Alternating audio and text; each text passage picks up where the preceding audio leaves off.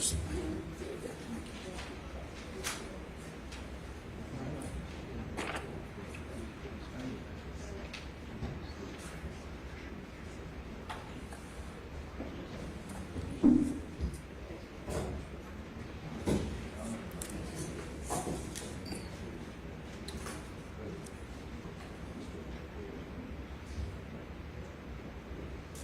All right, folks, before I go ahead and get started, whatever the decision is today, this is a forum, a public forum, which all are welcome. However, if you feel that you cannot govern your behavior or have acceptable conduct, please, you can exit the courtroom and nobody will be the wiser. If you make any outbursts or statements or anything that the law enforcement professionals in this courtroom deem to be inappropriate, you will be removed from the courtroom and may be subject to other actions. So I just tell you that up front because my deputies are charged with the responsibility of good order and discipline. So whatever my decision is, like it or not, I'll give you an explanation for it, but outbursts are not acceptable, okay? All right, so with that, counsels, I've gone ahead and based upon what has been proffered and the appellate, the case law, I should say, that's been provided to the court, I'll summarize a couple of different things already that you as counsel for the state as well as for the defense, I'm sure aware of. I'm looking at Coleman versus the state, and that's already been cited. That's 361 Georgia Appeals 901, and I'll quote from that decision, which is.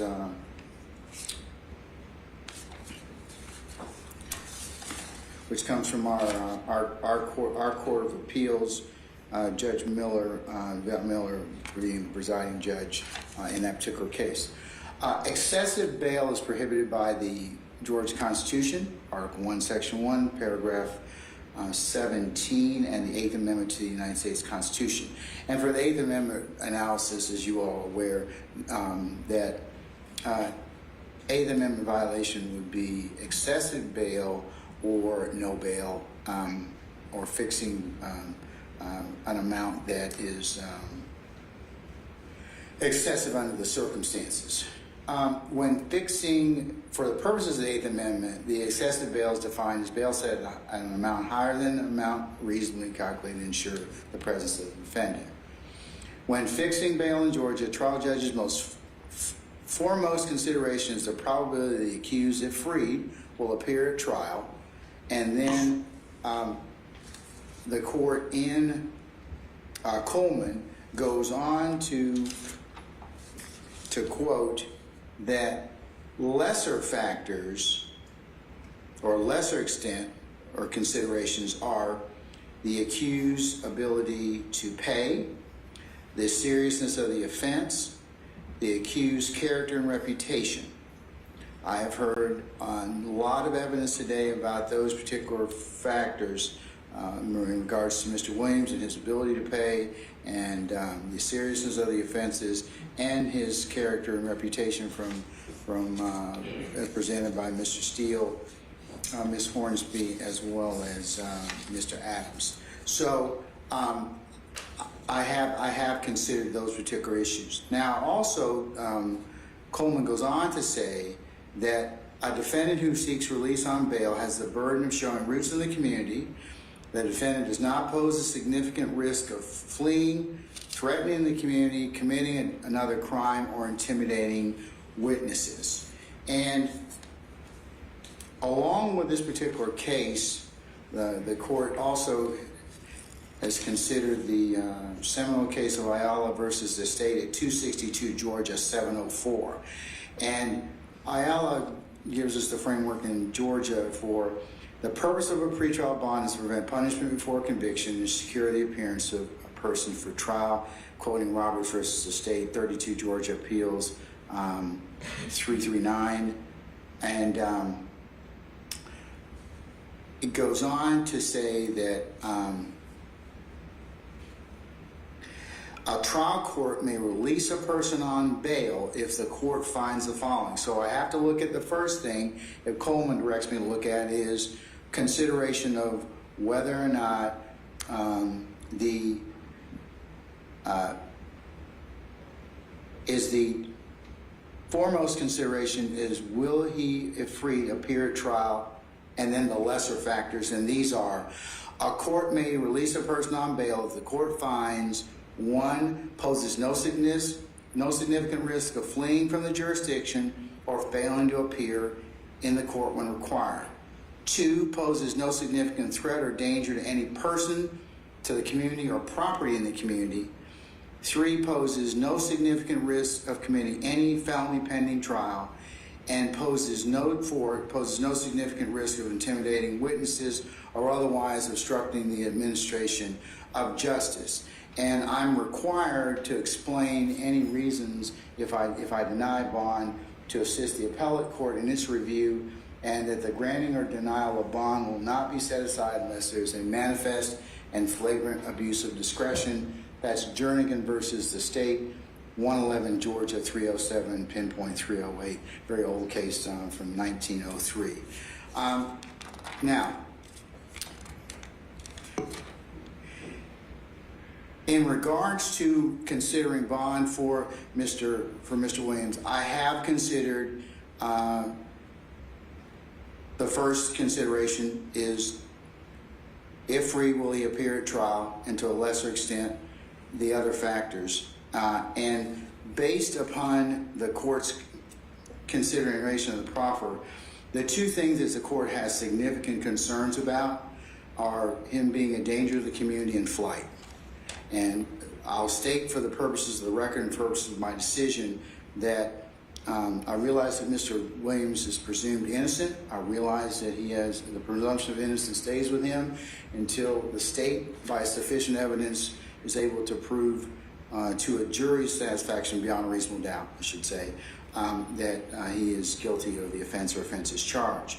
But however, in this particular circumstance, there has been significant proffers about Mr. Williams' being a danger to the community. In particular, the state's proffer that they have taken proffers from other gang members and people who are in this particular indictment and they're not in this indictment, that he is the leader of the gang, he is dangerous, and if he crosses them, he'll kill them or their families. And the predicate or the review of the state, the concerns that I have are some of the statements that he's made about the threats and to others, and that have been chronicled in particular in some of the predicate acts that have been stated for the court's consideration. Whether or not those acts, as Mr. Adams has pointed out, because they have to be proven at trial, is a discussion for another day. But at this point in time, in the aggregate, those particular discussions, in particular, the proffer from the people that the state has talked to already, the group chat that from 2015 starting, anybody goes into a courtroom and tells God honest truth, they'll be fucking killed, pardon me for the language, and this threat is still being talked about. So that is of a concern to the court in regards to the danger to or threats to persons in the community. So and factors poses no significant risk of intimidating witnesses or otherwise obstructing the administration of justice. That is the court's concern. The two major concerns that this court has is danger to persons and threats to intimidate other witnesses and obstruct the administration of justice. So I have some concerns about the flight that I share with Judge Wolf also indicated, but and I'm not going to hold it against him that he is very successful and has significant means, but those two factors in particular, threats to persons in the community or poses significant risk of intimidation of witnesses and otherwise obstructing administration of justice, the court has considered a number of the predicate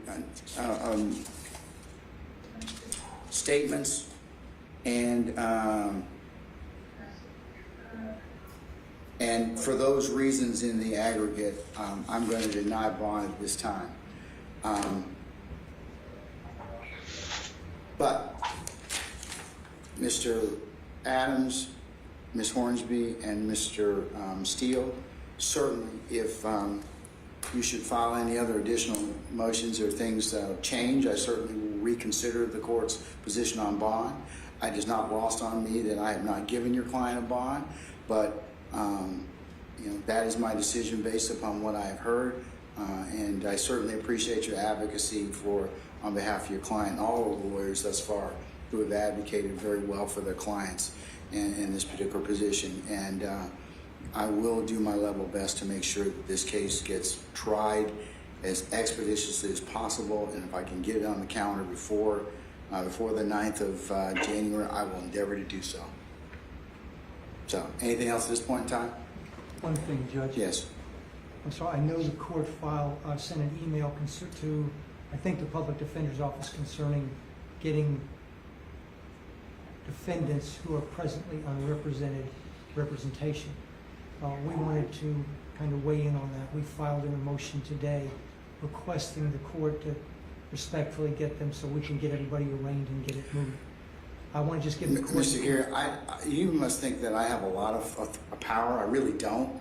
You know, I mean, it's just, but in all seriousness, I've heard from Ms. Bernard, Jean Bernard, and she right now is working on getting people assigned. I just want the court tells me to bring copies. I'm trying to provide copies. Yeah, we certainly, have you given copies to the... They've been served, yes. Okay, all right. Electronically. Okay, if you'll give those to Mr. Kearns right here, so I think Mr. Chamberlain's gone. But we are the court is inherently sensitive as to that issue, and as soon as those attorneys can be appointed, and I have some correspondence from Ms. Bernard saying that they are working on that issue right now, and that we will certainly get those people brought over as soon as possible. But and if you all have any other information in regards to that, please let us know. But we are tracking that issue, and I will continue to talk and dialogue with Mr. Chamberlain about that. Okay. Yes, sir. Thank you, sir. Anything else, folks? No, sir. No, sir. Okay, all right. Thank you for your patience today, folks. Unless you have anything else, we'll be in recess for the time being, okay? All right, thank you.